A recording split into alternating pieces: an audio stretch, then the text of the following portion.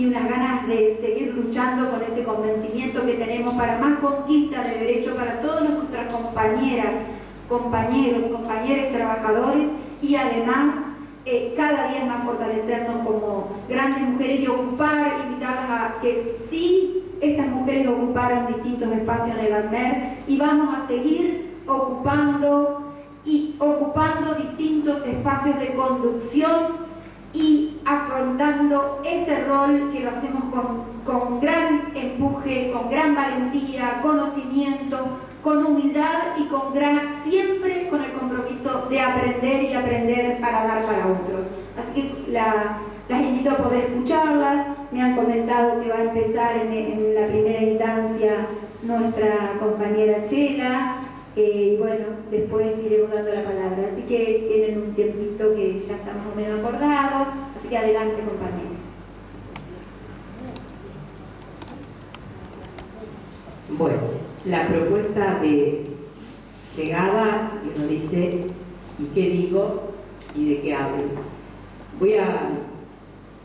Yo tengo una tendencia a remarcar que las construcciones son colectivas, que uno en todo caso es un emergente, que por alguna característica puede asumir esa representación del colectivo.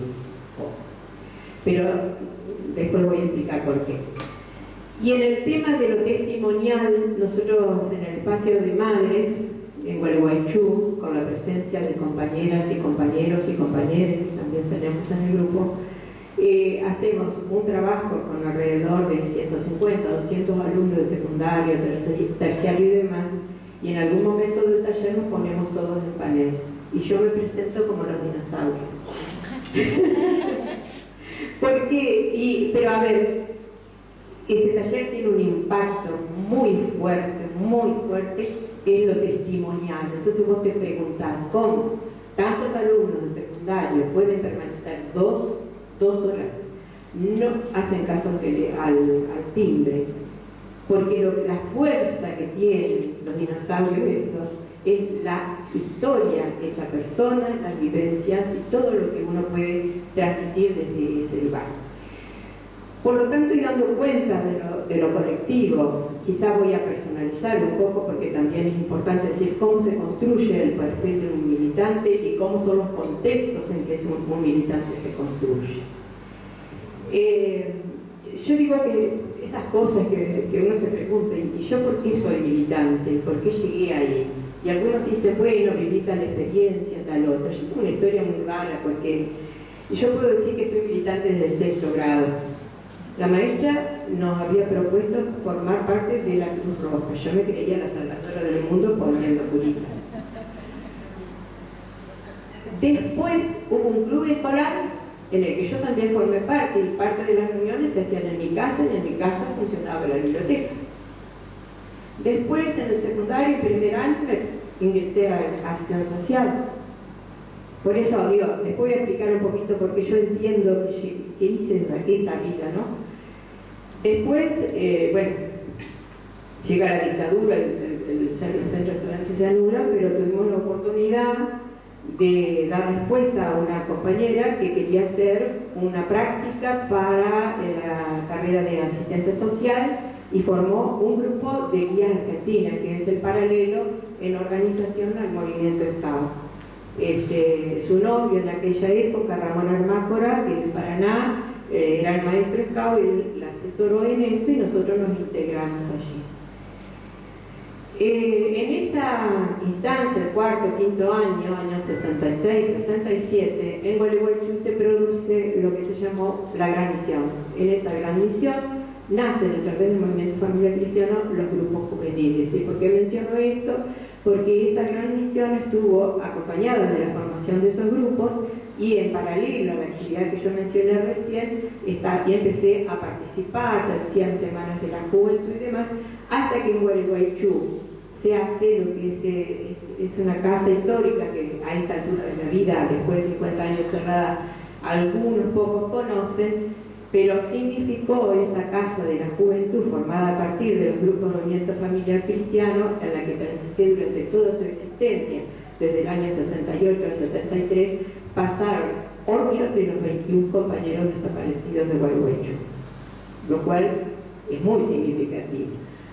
Hablo un poquito de contexto de ese tiempo. Ese tiempo, estamos hablando a fines de la segunda mitad de la década del 60 y parte de la década del 70. Estamos transitando el Concilio Vaticano II. Se acercan a Gualeguaychú sacerdotes del tercer mundo y nosotros vamos involucrándonos en esa, entre otras cosas, opción por los pobres, el reflexionar sobre la realidad y que la práctica del cristianismo era una práctica vinculada y con un compromiso muy fuerte. De esa experiencia saco lo colectivo también. Si bien anteriormente yo venía en espacios colectivos, la Casa de la Juventud a mí me enseñó a trabajar en ese espacio. Derivado de la militancia en la Casa de la Juventud, nosotros, muchos de nosotros, optamos por distintas formas de la militancia política. En mi caso particular, por experiencias de barrio que nosotros hacíamos en el barrio Pueblo Nuevo, que es un barrio de trabajadores del frigorífico, yo me voy involucrando, me involucro en la JP. En esa instancia de JP me convocan a trabajar en una experiencia que fue para mí maravillosa, que era, yo a esa altura yo ya me había recibido de maestra y había hecho profesorado de historia. En esa experiencia, que seguían los lineamientos de Pablo Freire, en el gobierno de Cámpora, imagínense qué vieja que estoy, trabajamos con la campaña de alfabetización y de formación, que eran espacios de debate político en los barrios. En ese espacio, que para mí fue fundacional en la forma de entender la educación, donde los alumnos son protagonistas de la construcción del conocimiento y además la realidad se transforma a partir de todo lo que uno reflexiona en ese espacio. Conozco a dos compañeras de Chajarí, menciono porque sé que hay otros departamentos acá, Olga Brambila y Porota Tonina. Porota tal vez la gente de Paraná la pueda conocer, fue supervisora. Bueno, con ellas dos, nosotras maestras y otro grupo de compañeras docentes, vivíamos todas juntas en la ruta San Jaime de la Frontera, entre Chajarí y San Jaime de la Frontera, y en esa convivencia, digamos, y vecindad con los productores citrícolas, 50 hectáreas más o menos son las unidades de producción, funcionaban las ligas agrarias, organización que hoy no existe porque la abandonó la dictadura. Era la de los más pequeños. Y una de las cuestiones que ahí se trabajaba mucho era el tema de la producción y de ver de qué manera general se resolvían el tema de la comercialización, porque había pocos acopiadores que esperaban la maduración de la fruta para ir bajando el precio. Entonces, la tarea nuestra como maestras era hacer talleres de cooperativismo con los productores de la zona. Aparte, íbamos a cortar la ruta 14, todas esas cosas que hacían las ligas agrarias. Bueno, y con muchas actividades también que intentábamos nosotros de forma. Yo seguía militando en la JP y desde ese lugar a la ciudad de Federación participábamos con otros grupos de compañeros, participábamos en el sindicato de la madera, hacíamos ahí nuestra presencia, nuestros aportes y demás. Finalmente llega el golpe de Estado, nos meten casi toda la dirigencia detenida, que esa historia hay que recuperarla en Chajarí, por favor, en la jefatura. Más o menos 50 éramos ahí. Bueno, yo estuve detenido unos días y Olga y Porota estuvieron guardadas un año. Después Olga se va al exterior, fue exiliada, volvió, trabajaba en la docencia y volvió a trabajar en la docencia y finalmente después se van, se vuelven a ir del país.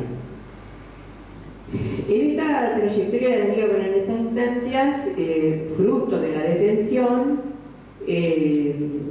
yo pierdo el trabajo, o sea que fui una de las docentes de la dictadura que perdió el trabajo. Y después, gracias a la directora departamental, ella era, por supuesto, al ser directora, tenía una designación política, había tenido muchos compañeros detenidos, funcionarios y demás, y ella toma el riesgo de designarme. Si me aprietan, vemos qué hacemos. Pues yo no era del departamento de federación. Me fui a trabajar porque al desarrollar la crear en los encuentros provinciales, las conocí a las chicas y ellas me invitaron. Yo tenía que iniciar mi carrera laboral.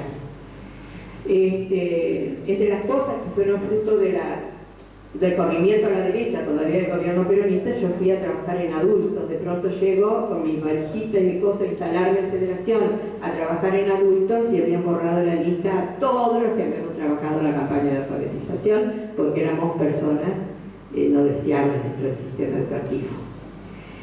Bueno, en esa instancia de permanencia y yo después, bueno, formo pareja, me embarazo, la pareja no funcionó, qué sé yo, y bueno, me volví a Gualeguaychú. Y me volví en una circunstancia muy difícil, que yo digo, mi hija fue la vida para todos en mi familia, porque el 17 de diciembre había desaparecido mi hermana en La Plata.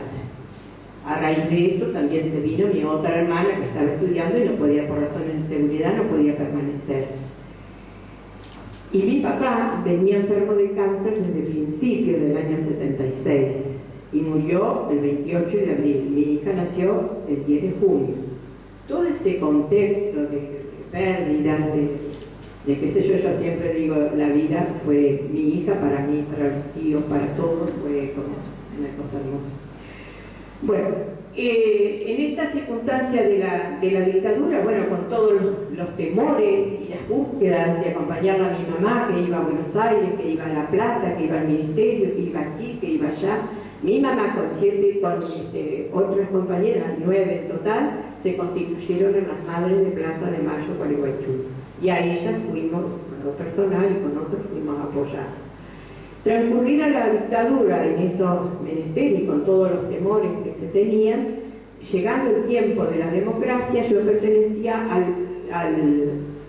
de paso digo que en la época que estudiaba, para variar estas acciones de construcción colectiva, construimos con compañeros de profesorado el único centro de estudiantes